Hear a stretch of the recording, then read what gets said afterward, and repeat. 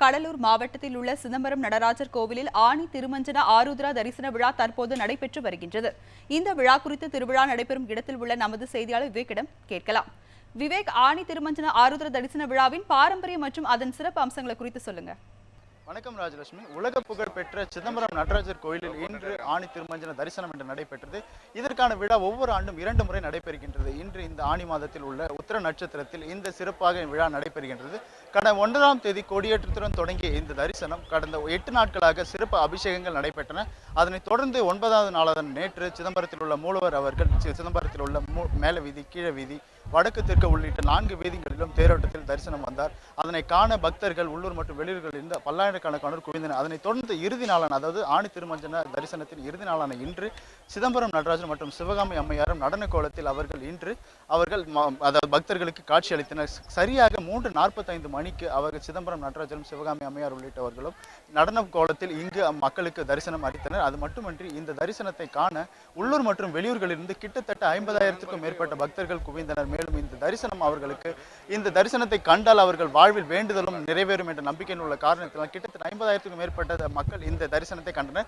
தற்போது தொடர்ந்து இந்த தரிசனத்தை கண்டு வரும் பக்தர் ஒருவர் கணேஷ் என்பவர் நம்மிடையே இருக்கிறார். அவரிடம் இது குறித்து கேட்போம். ஐயா வணக்கம்.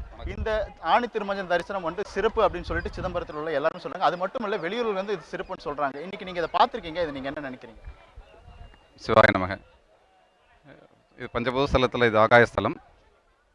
இங்கே தரிசிக்க முக்தி, இங்கே தரிசனம் பண்ணுறவங்களுக்கு முக்தின்ற ஒரு ஐதீகம் இருக்குது.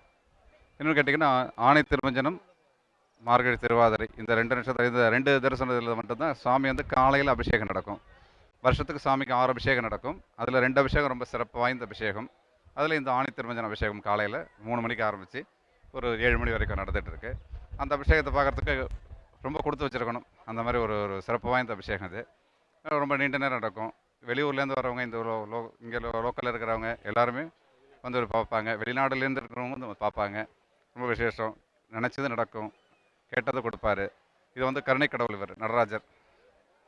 தொடர்ந்து எத்தனை வருஷமா இதை நீங்க பார்த்துட்டு இருக்கீங்க? இதனுடைய அனுபவம், அதாவது வெயில் கூட பொருட்படுத்தாமல் மக்கள் 50,000க்கும் மேற்பட்டவர் இந்த தரிசனத்தை காண, அதை வச்சு சொல்லுங்க. எனக்கு பணம் தெரிஞ்சதுலேருந்து ஒரு 25 ஆண்டுகளாக நான் தொடர்ந்து பார்த்துக்கிட்டு இருக்கேன்.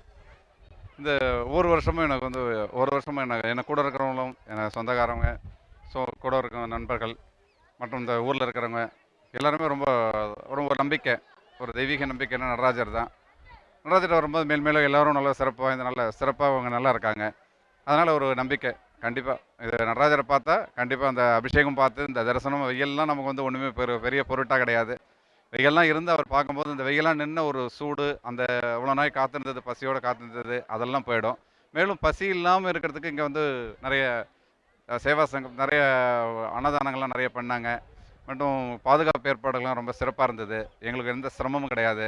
வர பக்தர்களுக்கெல்லாம் நல்லா குடிநீர் வசதி, மற்ற வசதி எல்லாமே நல்லா பண்ணியிருந்தாங்க. நல்லா தரிசனம் பண்ணிட்டோம். ஹாப்பியாக நாங்கள் வெளியில் வரோம்.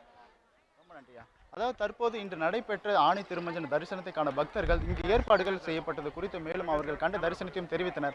அது மட்டுமன்றி இங்கு பலத்த பாதுகாப்பு ஒவ்வொரு ஆண்டும் இல்லாத அளவிற்கு இந்த ஆண்டு அதிகபட்சமாக 50,000க்கும் மேற்பட்ட பக்தர்கள் இந்த தரிசனத்தை கண்டனர்.